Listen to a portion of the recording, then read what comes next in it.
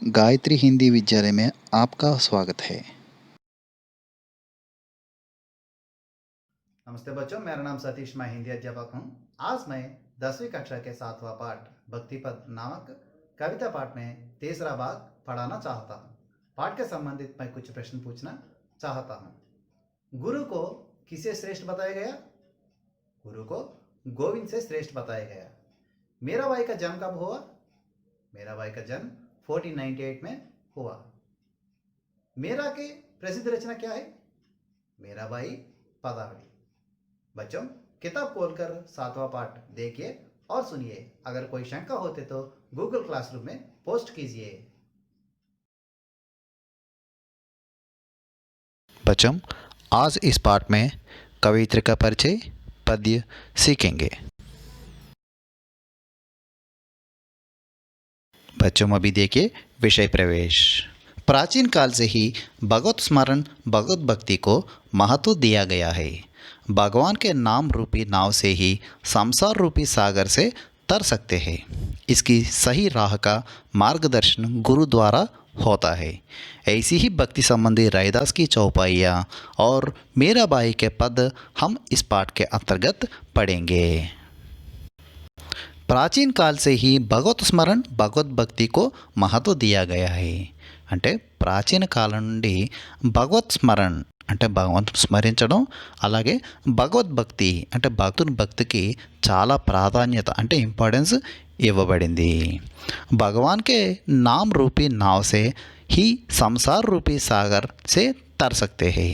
అంటే ఈ ప్రపంచం భవసాగరం అంటే ఈ ప్రపంచం అనేటువంటి భవసాగరాన్ని మనం దాటాలి అంటే భగవంతుడు అనే పడవ ఉండాలి। అంటే భగవంతుడు అనే పడవ ఉంటే ఈ ప్రపంచాన్ని మనం ఈదుకుంటూ అంటే భవసాగరాన్ని ఈదుకుంటూ ముందుకు వెళ్ళగలము అని మనం దీని అర్థమవుతోంది। इसकी सही राह का मार्गदर्शन గురు ద్వారా होता है। అంటే ఈ భవసాగరాన్ని ఈదాలి అంటే భగవంతుడు అనేటువంటి భక్తి ఉండాలి మన దగ్గర। అది ఉండాలి అంటే కనుక సరైన మార్గదర్శకాన్ని చూపించేటటువంటి గురువుగారి ద్వారానే సాధ్యం। అంటే గురువుగారు చూపించినటువంటి మార్గంలో మనం వెళ్తేనే ఈ భవసాగరాన్ని దాటుకుంటూ వెళ్ళగలం అని దీని అర్థం।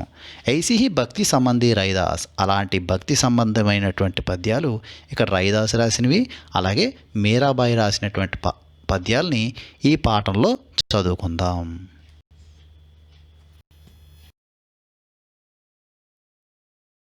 बच्चों, यह देखिए कवित्री का परिचय। कवित्री का नाम मीराबाई। जीवन काल सन 1498 टू सन 1573, 1498 से 1573। प्रसिद्ध रचना मीराबाई पदावली। विशेष कृष्णोपासक कवित्रियों में श्रेष्ठ माधुर्य भाव प्रयोग में पटु है। అంటే కృష్ణోపాసక కవిత్రిలో మీరాబాయి చాలా ప్రముఖమైన కవిత్రిగా మనం చెప్పచ్చు। ఈవిడ 1498లో పుట్టింది, 1573లో చనిపోయింది। ఈవిడ రాసిన ప్రసిద్ధ రచన మీరాబాయి पदावली। बच्चों, यह देखिए इस पद्य गीत के रूप में एक वीडियो रखा है, देखिए।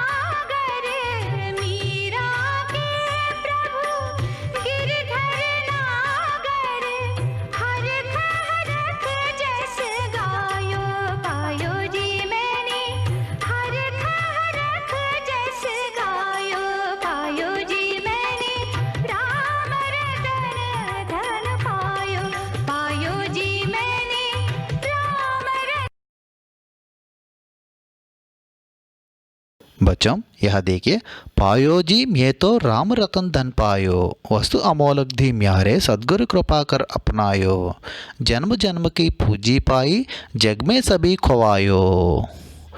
పాయోజీ మేతో రామరతన్ ధన్ పాయో.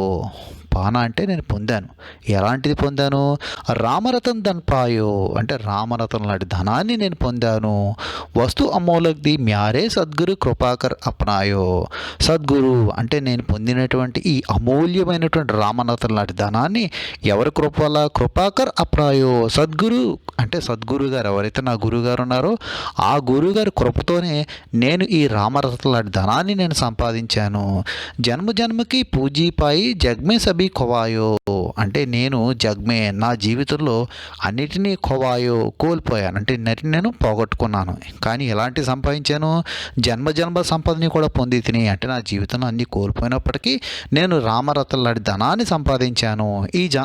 ఈ సంపాదించిన ధనం ఎన్నో జన్మల సంపద కింద నేను భావిస్తున్నాను అని కృష్ణోపాసకు చెంది అంటే కృష్ణోపాసక కవిత్రుల్లో ప్రముఖ కవిత్రి మీరాబాయి ఎవరైతే ఉన్నారో ఆవిడకి భగవంతుడు మన భక్తిని ఆ రకంగా చాటుకుంది ఈ పద్య రూపంలో.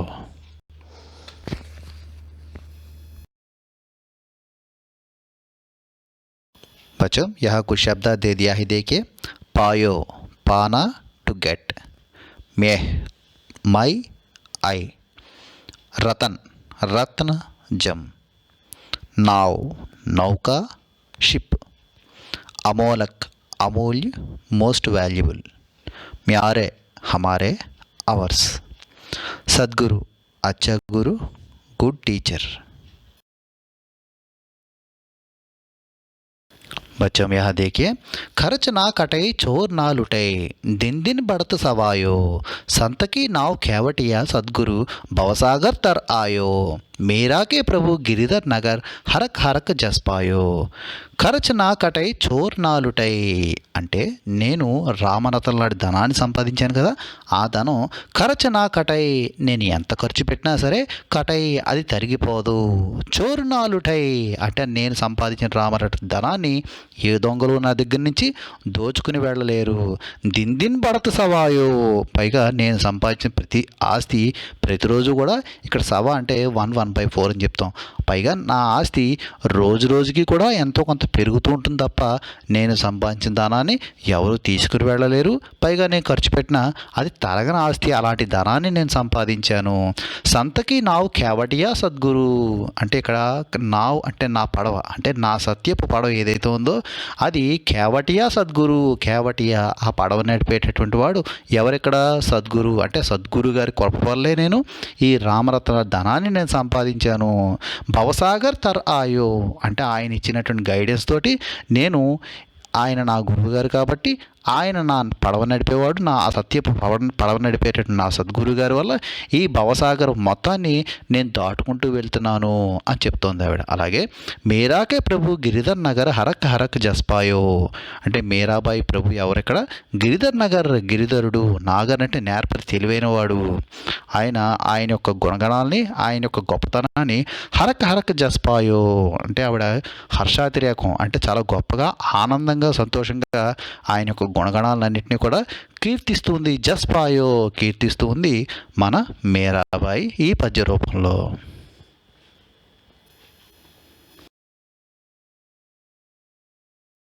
यहाँ कुछ शब्द दे दिया है देखिए. कृपा कृपा काइंडनेस, जग दुनिया द वर्ल्ड, खर्च खर्च करना टू डेबिट, खूटे कम हो जाना, डिप्रेस चोर चोराने वाला, थीफ कैवटिया मुल्लाह साइलर. बच्चों यह कुछ शब्द दे दिया है देखिए. हरक हरक हर्ष हर्ष के साथ विथ जॉयफुलनेस, भवसागर तरना, संसार रूपी सागर को पार करना, far away from the troubles of the world, खोवायो कोना लॉस्ट, जग दुनिया द वर्ल्ड, गिरिधर नगर में रहने वाले कृष्ण, जस यश फेम.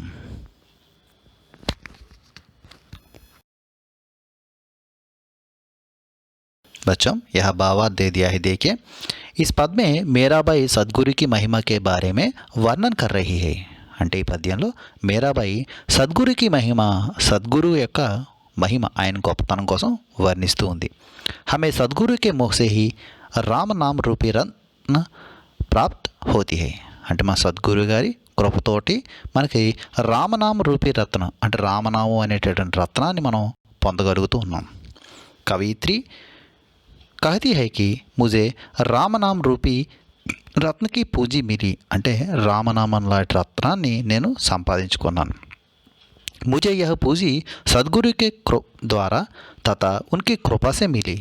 అంటే నాకు ఈ ధనం సద్గురు గారి ఆయన ద్వారా, ఆయన కృప వల్లే నేను ఈ ధనాన్ని సంపాదించుకోగలిగాను. యह పూంజీ మేరే కई జన్మों के लिए पर्याप्त है. అంటే ఈ జన్మలో నేను ఎన్నో కోల్పోయినప్పటికీ జన్మ జన్మలకి కరిగిపోయినటువంటి గొప్ప ఆస్తిని సంపాదించాను. అంటే ఎన్నో జన్మలకి ఇది సరిపోతుంది నా ఈ సంపాదన అని కవయిత్రి గారు చెప్తున్నారు. यह देखिए, इसे प्राप्त करने के लिए मैंने जग के सांसारिक वैभवों को खो दिया.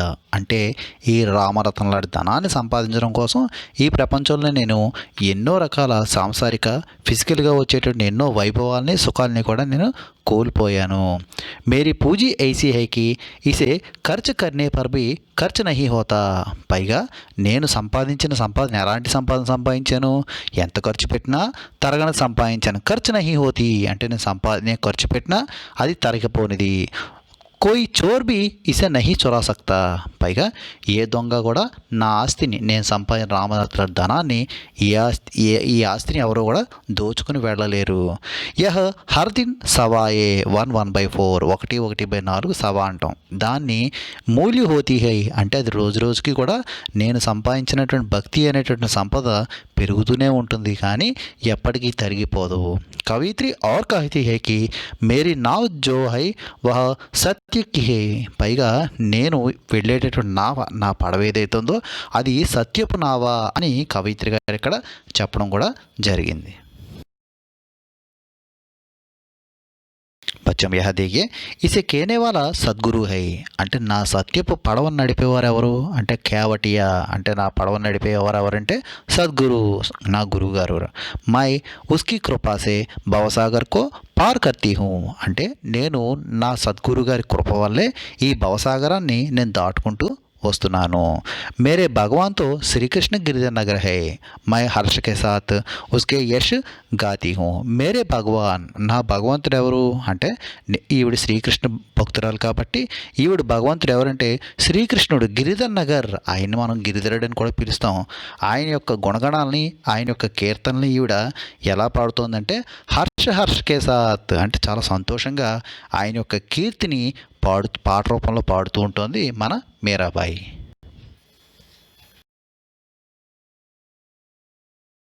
बच्चों यहाँ 2 प्रश्न दिया है, एक बार लिख कर पढ़िए. पहला वाला संत किसे कहते हैं, दूसरा वाला श्री कृष्ण के प्रति मेरा की भक्ति कैसी है.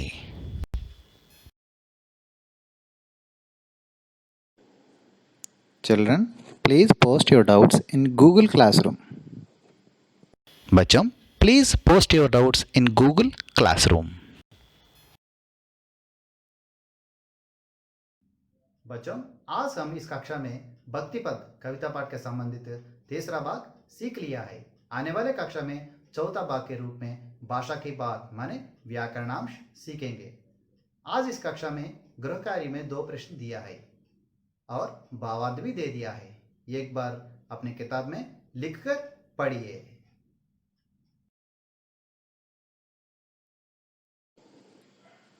Thank you. Thank you.